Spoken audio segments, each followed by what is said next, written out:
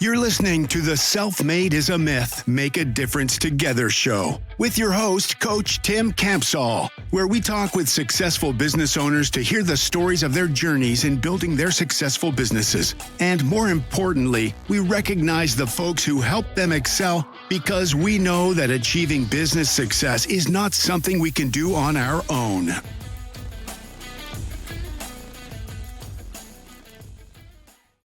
Hello, everyone. This is Coach Tim Campsall, and I'm excited to have a fellow business owner from Massachusetts with us today.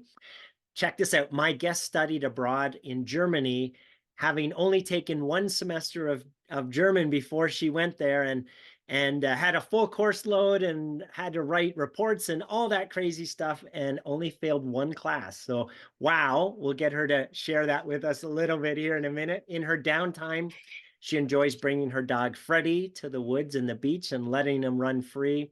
And she's most proud of the grit and commitment that it took to land a job after she was fired from her first tech startup. So we'll get her to share a little bit about that as well. It's my pleasure to welcome Jacki to the show today. Hello, Jacki.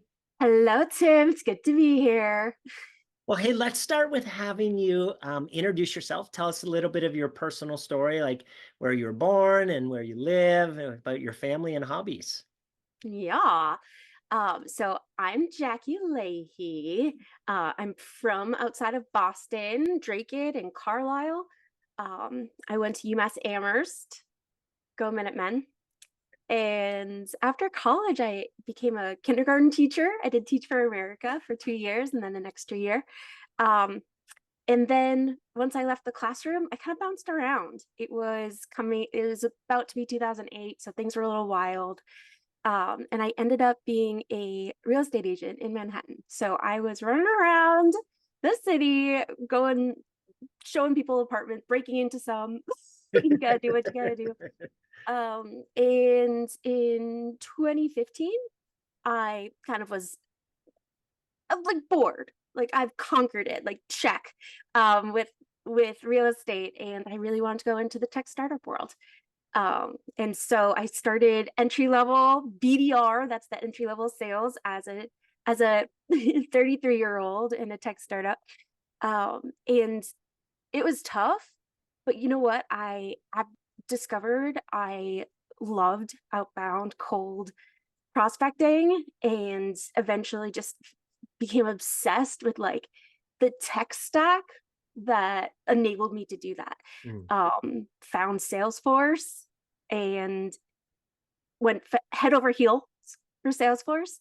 And about a year ago, I started my own consulting agency. So we do fractional revenue operations consulting. It's mostly for the Salesforce ecosystem and tech startups. Fantastic. Yeah. And tell us about Germany. So you decided to go there without really speaking German. That's brave. Yes, I wanted to go to Russia, but my parents wouldn't let me. So I picked a different language that I didn't speak yet. And it was beautiful. I made so many friends.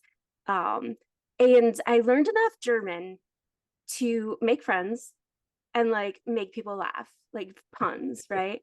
And at that, once I accomplished that, I was like, okay, enough with the grammar. That's it. That's all I need to know. That's awesome.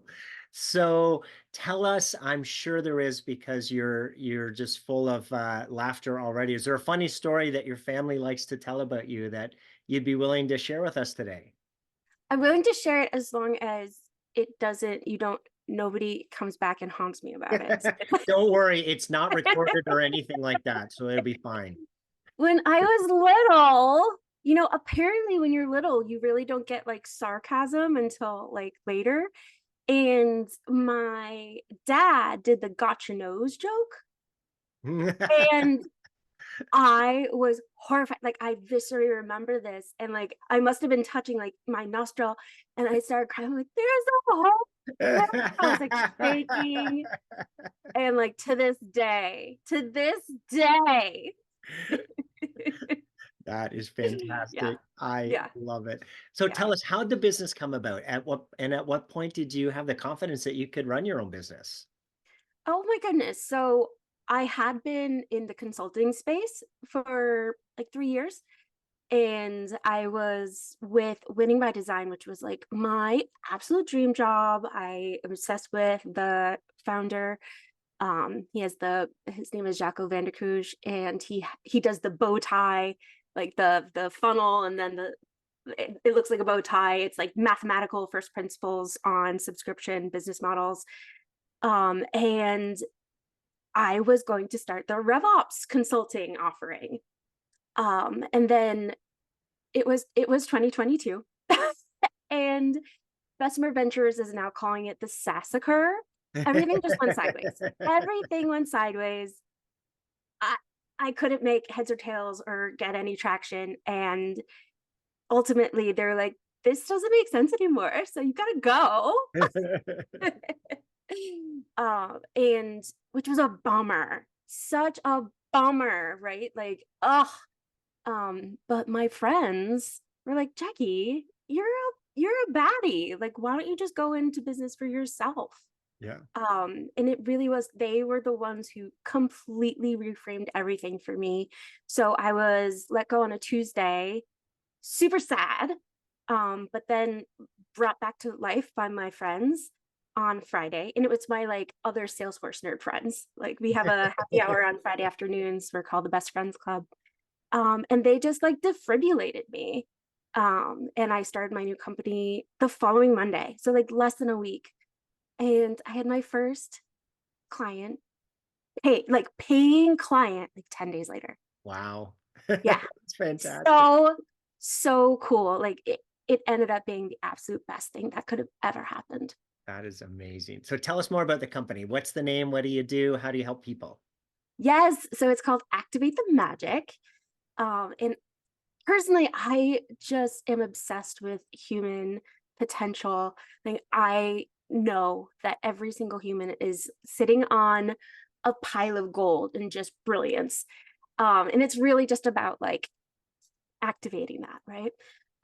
So activate the magic. I may or may not be a little bit of a witch. Um, and so I started just, solo practitioner. But like, thank goodness, thanks to my near decade of being aggressively helpful in Slack communities and on LinkedIn and other communities, I ended up generating clients like real fast where I like had to bring other people in. Mm. So I accidentally started like this revolutionary consulting agency. So it's been like a little over a year. So it was August of 22 that it started. Mm. So, and now I have a business partner. I have 10 subcontractors. We've got a whole handful of clients, and we're creating a different way to do the old Salesforce consulting thing. It's so fun. That's awesome. So when you say different, give a little bit of context. How are you different, or how are you helping people in a different way? I hate the billable hour. Mm. My name is Jacki, and I will go on record. I hate the billable hour. And I think statements of work, SOWs, it's especially in the nook of the world that I am in, just do not make sense. Because by the time you actually get in there and pull things apart, like priorities shift, things hit the fan, and like it would waste so much time to go back and forth and renegotiate whatever SOW we had come up with. So I said, why don't we do a subscription? And we're agile. And like, no, I don't want anyone to feel like they're only working with me because they signed something and they have to, like legally bound to me, right? So it is month to month subscription. And so we still do use like the hour thing, but it's really more of like a unit of impact. So we have small, medium, or large packages. The small starts at 4K. It's like 4 hours a week. Medium is 6K and 6 hours a week, and large is 10K. 10 hours a week. And it's really, we get to right size the support for the client. And it's only a 1 month minimum. Okay. And my clients go up and down in the packages as well. Sure. So if there's like actually this board meeting is coming up and we actually want to redo how we're doing this process, we can bump up to a large for a month, get it done, and then pop right down to small or medium. Yeah. So it's like, I want the client to know that I'm like aggressively on their side. For everyone listening, make sure to check out the company in the link in the description and go visit Jacki on LinkedIn and let her know that you watched her interview. Thank you. Yes, I love LinkedIn. It's so fun. So Jacki, tell us a story where someone pushed you or inspired you that you could do it. Maybe even when you didn't think that you could, and the impact that that person had on you. Yeah. So Brad Smith is the founder and CEO of a software company called Sonar. It's a specific tool that's super helpful for Salesforce admins and IT teams. And he was the one who actually built the RevOps community. It's called Wizards of Ops community that I've been able to make all these friends with. And he happened to be on that happy hour that I was on. I was actually traveling, so I was in a hotel room. I had the shades drawn, I had the lights off. I was gonna take a nap. And then I was like, I should just let my friends know that I'm in a funky place. So I hopped on and everything changed. And Brad was like, actually, let's start a pool. Who like, I bet I will put money down that Jacki will have a new job in 7 days. Right. So it just shifted the whole thing. And since then, he's just been wildly supportive. He's connected me with one of our leaders in the company. His name is Jacob, and one of our favorite clients, Grayscale. So he's just been like one of those magical forces in my life. Wow. And just so grateful for him. That's amazing that you weren't going to go on to the call and then reluctantly decided to, and then wow, bam. Yeah. Yeah, because like I'm kind of known for being like happy, right? Like, sure. And so it was. I can't imagine why people would think that. No, it's a real head scratcher. But like I was sad, I was bummed, and I'm so grateful that I had the support system that I felt so supported, such that I could go on as who I was in that moment. And yeah. I think that's a good lesson for all of us to internalize, right? You didn't want to do it because you needed it, right? You were sad, but you didn't want to because you thought you're supposed to be happy all the time, but you really needed some encouragement. And then when you opened yourself up to it, wow, there it was. That's amazing. Yeah. So yeah. Thinking of learnings and all the stuff that you've been through as you've been building this business, what's your biggest learning as a business owner? Ooh, I think really leaning into trust and transparency.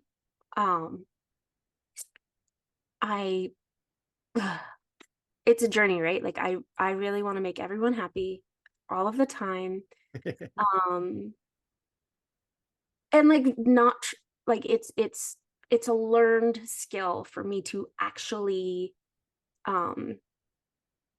push back against things, right? And introduce friction. Like not just my personality type, but my literal career is all about eliminating friction. Yes. So to like willingly not go with the flow and add friction, right? So my now business partner, how that happened was she wanted to negotiate a bigger split for the project she was running. And like, of course, like she's freaking brilliant. Like she should get all the money. She should get 3 times the money that we're charging. Like, yes, I agree. But then but there's only so many projects that Heather can lead. Mm. Right. So she had two, like max, I could give her one more. But like what the world actually needed was for her to share her brilliance with the rest of the team. And like, what if she was really the technical architect leader of the whole gang?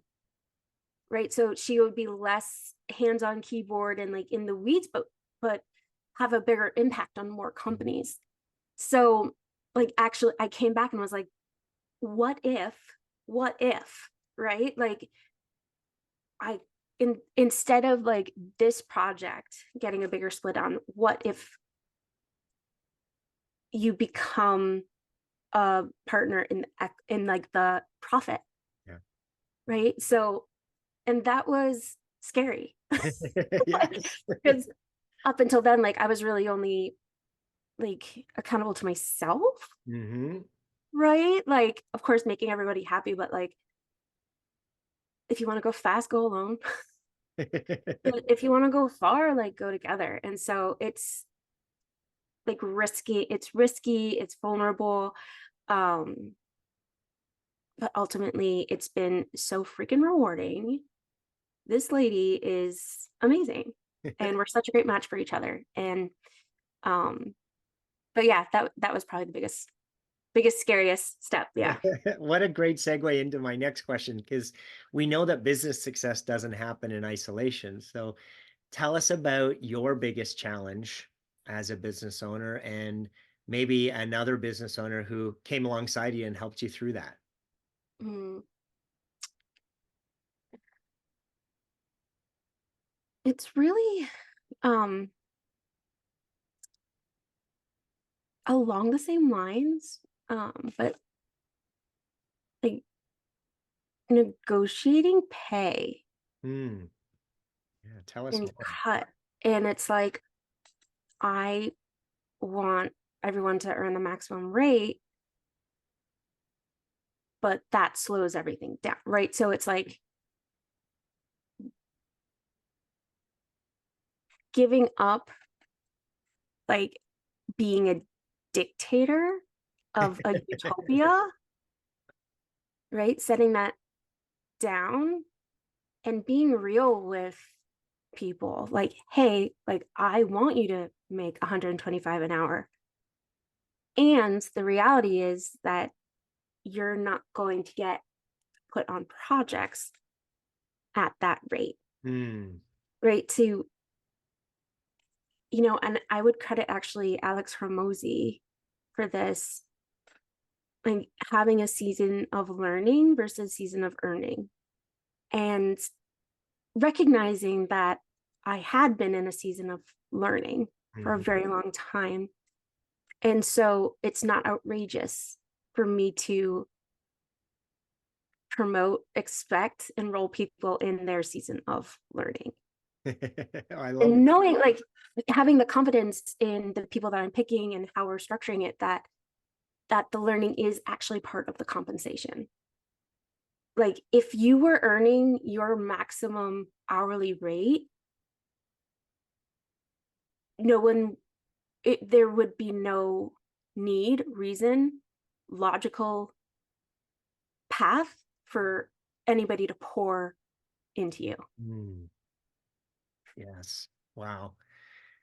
It's interesting that you think of folks who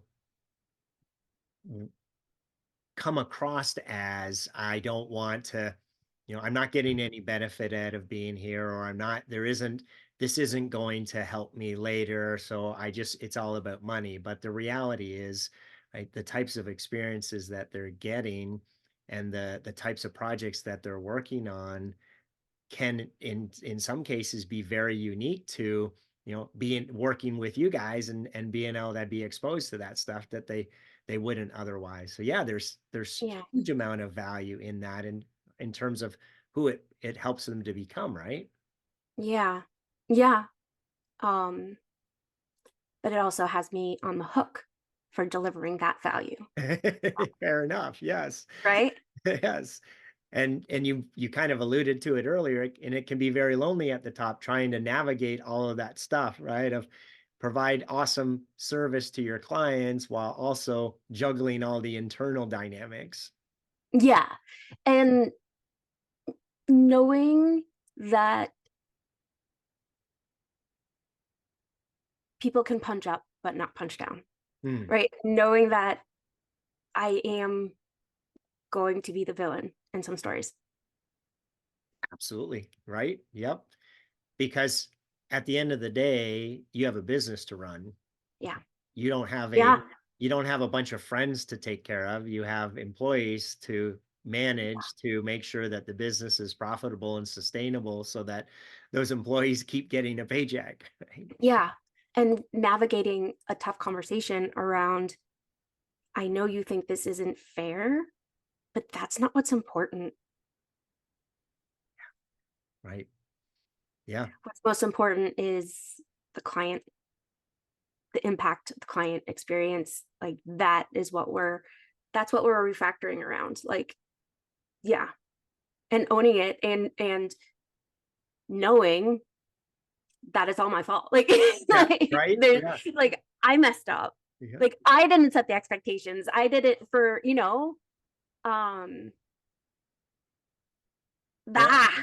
And not only owning it, but then working through and saying, okay, and here's what I need to do to correct it or fix it, and then be bold enough to actually execute Yep. that plan and stay strong because you know it's the right thing long term for the health of the business. Yeah.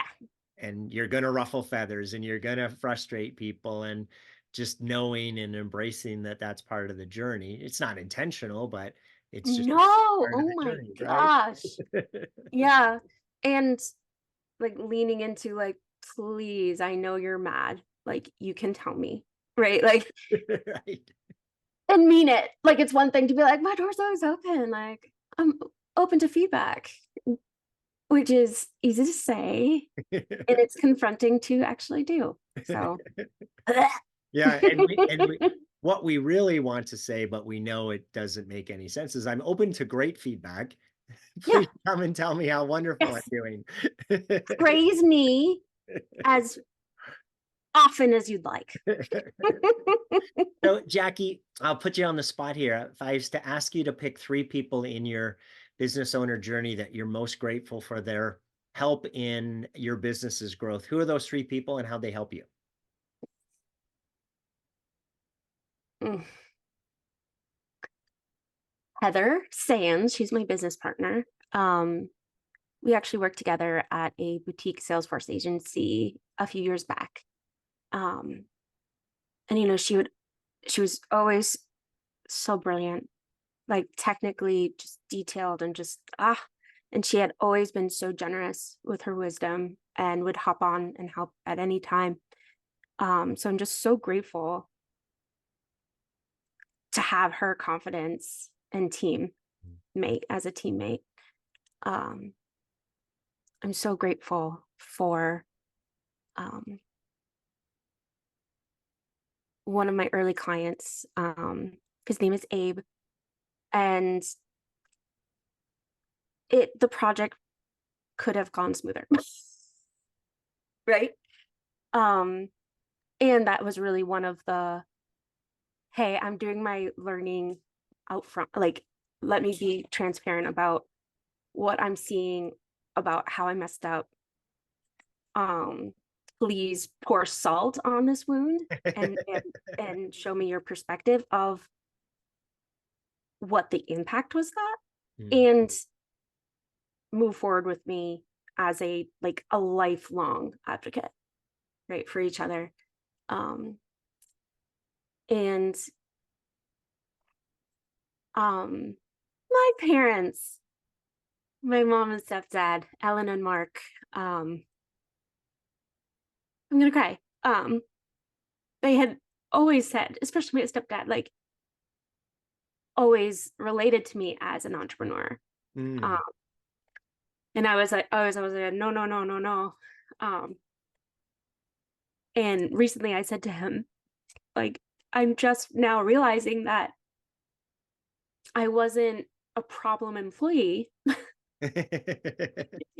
I wasn't difficult to manage. I wasn't that. I was actually a brilliant entrepreneur.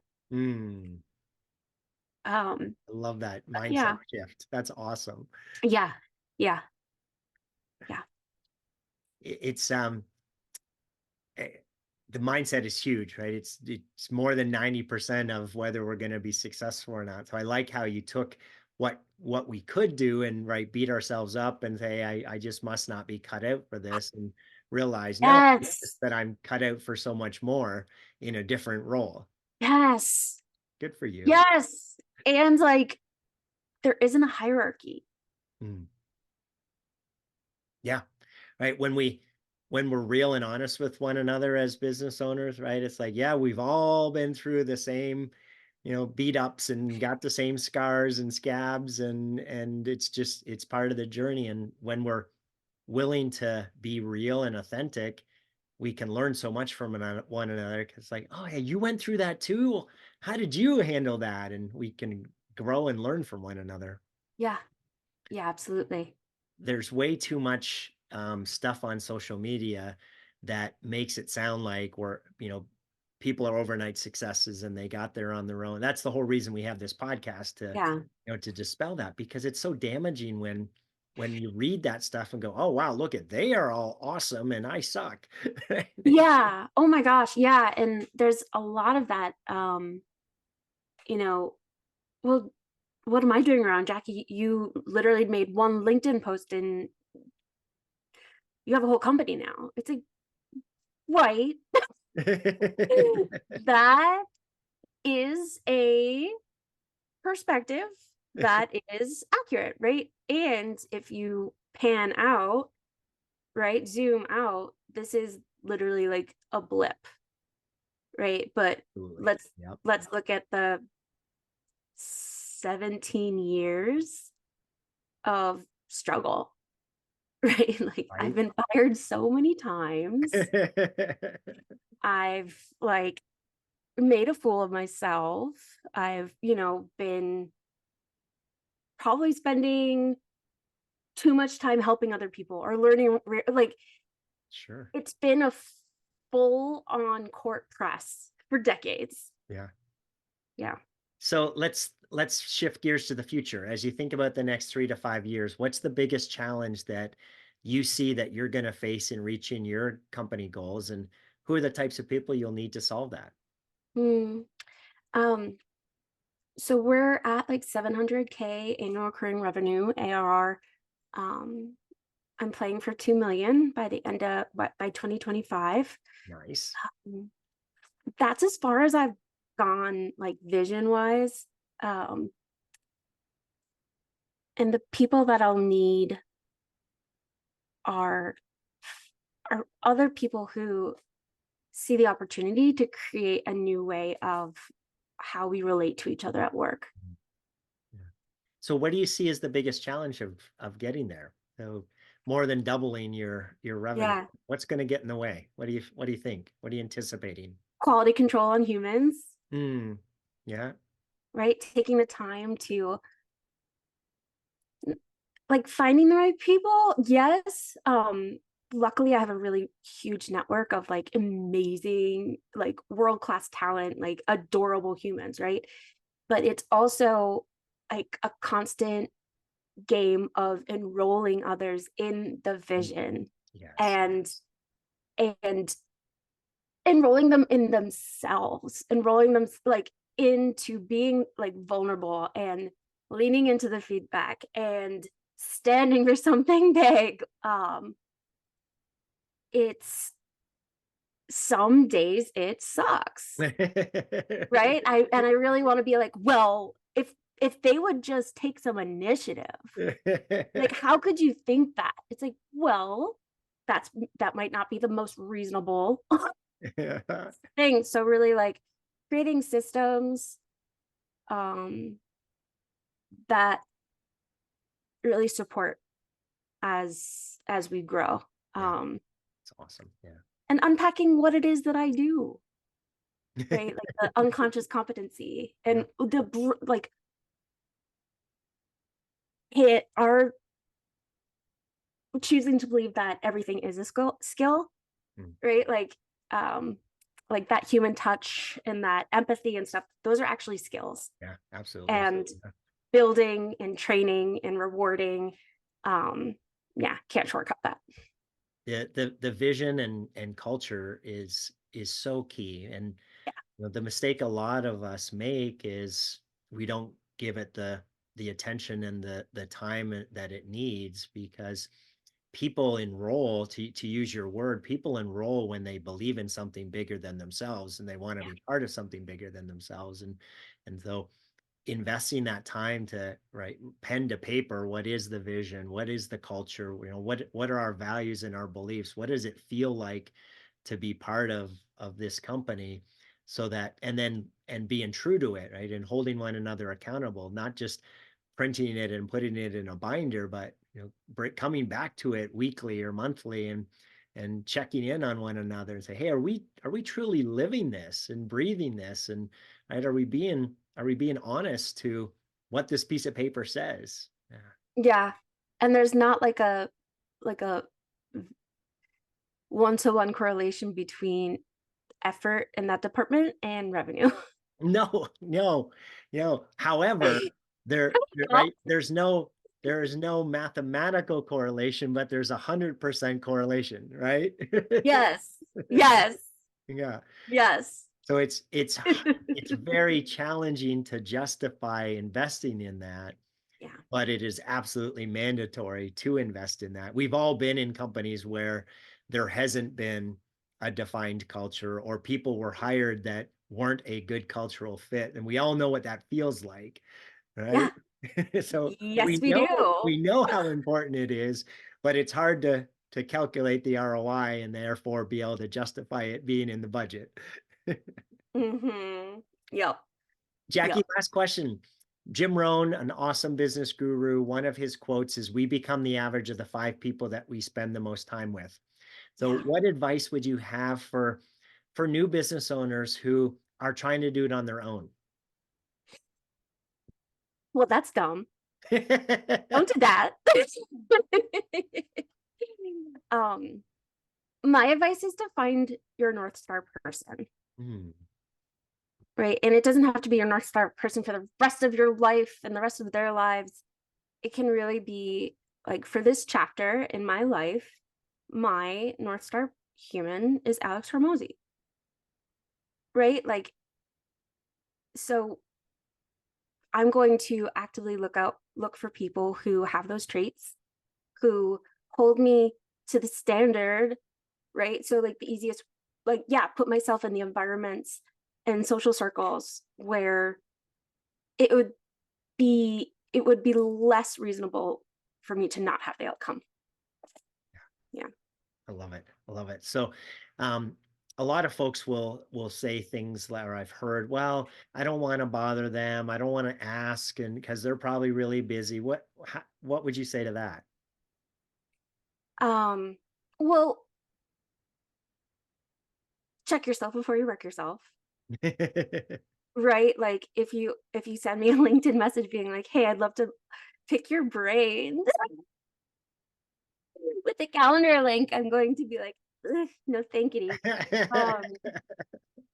But like, hey, Tim, the way that you talk about standing for leadership was super inspiring. I would love to hear more about that journey. Would you be game to hop on a 30-minute Zoom with me? Right. Yes. Right? Like, the acknowledgement. That's my ultimate magic trick, right? Acknowledge. Yeah. Acknowledge. Yeah. Like, say the things that people usually save for their funeral. Yeah. Because here's the thing, right, is where I think you're going, is we all like to be appreciated and valued, and we all like talking about ourselves. So Yeah. everybody's being genuine and saying, hey, I think you have some really cool experiences that I'd like to hear more about, right? And there's no sniff of it being a sales pitch, right, or a bait switch. It's, yeah, right? And it was like, totally, Yeah. I'll give you a half an hour to talk about me. That would be fantastic. Yes. Yes. Jacki, it sounds like you've been blessed with some awesome people in your journey. If they were all here on the show, what would you want to say to them? You're the best. Thank you. I love you. High fives all around. And truly, like, we're here to create lives of our wildest dreams, and just I appreciate you and I acknowledge you for standing for me to be and live the greatest version of the grandest version of myself. So thank you. Yeah. I love it. Jacki, it's been a pleasure speaking with you today. Thank you so much for being on the show.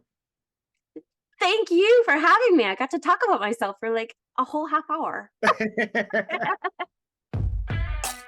Thanks for listening to the Self-Made is a Myth show with your host, Coach Tim Campsall. Please help spread this movement by liking and subscribing to our show and following us on Facebook and LinkedIn or wherever you listen to your favorite podcast. To join our movement, go to bemadtogether.com. Okay, folks, that's a wrap.